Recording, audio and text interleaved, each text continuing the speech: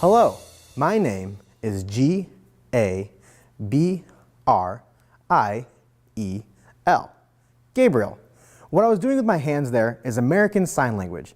Maybe you've seen it before. It is a way for people who are deaf or hard of hearing to communicate through hand gestures and facial expressions. Sign language has been taught in Ohio since the 1800s. We have a pretty welcoming history of teaching the deaf. See, in the early days, many people didn't think the deaf could learn, but they were wrong, very wrong. The first permanent school for the deaf in the U.S. was founded April 15, 1817 in Connecticut. It wasn't long until Ohio opened their own. In 1829, the Ohio School for the Deaf opened in Columbus. It began with just one teacher and one 12-year-old student.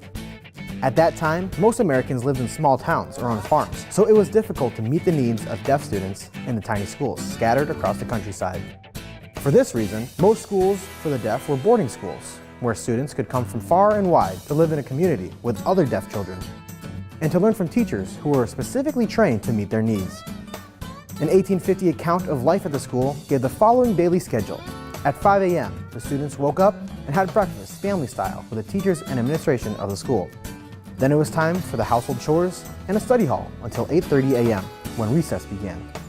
At 9 a.m., everyone gathered in the chapel for prayers, then class time until lunch at noon. More school until 4, when it was time for chores again. Boys did the yard work and the girls sewed. And finally, supper at 6. They were busy days for the students and busy weeks with school even happening on Saturdays.